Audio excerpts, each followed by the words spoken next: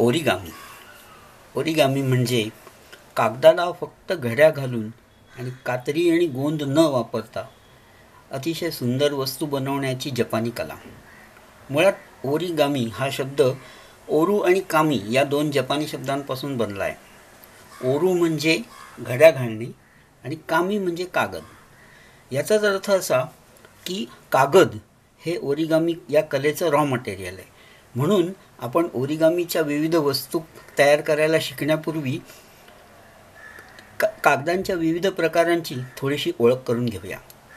कामी म्हणजे ओरिगामीसाठी वापरला जाणारा कागद सर्वसाधारणतः एका बाजूनी रंगीत आणि दुसऱ्या बाजूनी पांढरा असतो. म्हणजे उदाहरणार्थ हा पिवळा कागद, पिवळा रंग एका बाजूला तर पांढरा रंग दुसऱ्या बाजूला. अशा प्रकारचा कागद साधारणतः ओरिगामी म्हटल्यावर अभिप्रेत असतो. अर्थात ओरिगामीसाठी यापेक्षाही वेगळ्या प्रकारचे कागदही वापरता येऊ शकतात. उदाहरणार्थ जसा कामीच्या एका बाजूलाच फक्त रंग आहे, तसं कागदाच्या दोन्ही बाजूला रंग असलेले कागदही उपलब्ध असतात. उदाहरणार्थ या कागदांच्या दोन्ही बाजूंना तेच रंग आहेत, पांढरा रंग नाही आहे तर तेच रंग आहेत.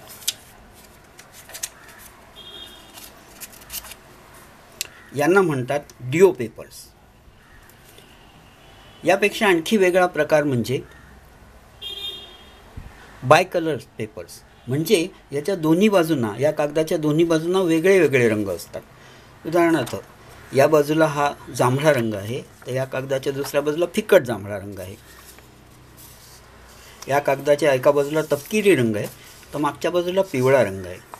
अशा प्रकारचे कागदसुद्धा उपलब्ध असतात. तसंच ह्या बायकलर्समध्ये किंवा डिओ पेपर्समध्ये एका बाजूला मोतिया फिनिश म्हणजे पर्ल फिनिश असलेले कागदसुद्धा आपल्याला मिळू शकतात. या व्यतिरिक्त काही डिझायनर पेपर्ससुद्धा आहेत. म्हणजे त्याच्यावर विविध रंगी डिझाईन हे बहुधा एका बाजूला पांढरे असतात, कामी असतात आणि दुसऱ्या बाजूला अतिशय सुंदर असं डिझाईन असतं. या प्रकारच्या कागदांचा वापर करून फुलं, फुलपाखरं, कुसुदामा अतिशय छान दिसतात.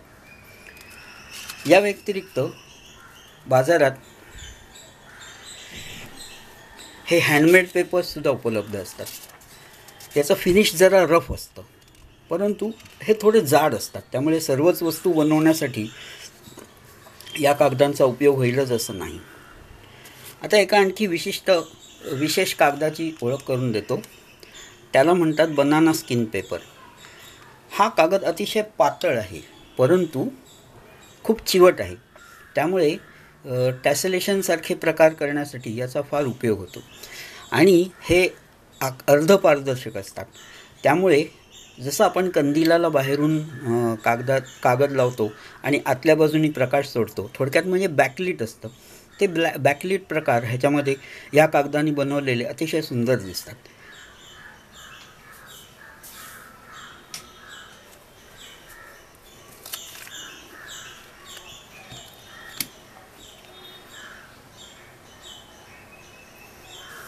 हा कागद अतिशय पातळ असल्यामुळे त्याचा प्रकाश त्याच्यातून अतिशय सुंदर प्रकारे दुसऱ्या बाहेरच्या बाजूला पडतोय. असाच आणखी एक कागद,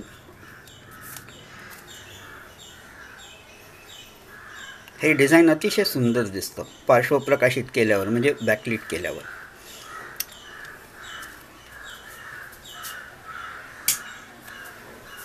अर्थात कागदाचे विविध प्रकार उपलब्ध असले तरी मला सर्वसाधारणतः असं वाटतं की आपण सराव करताना हे असे कुठले तरी रफ कागद वापरावेत.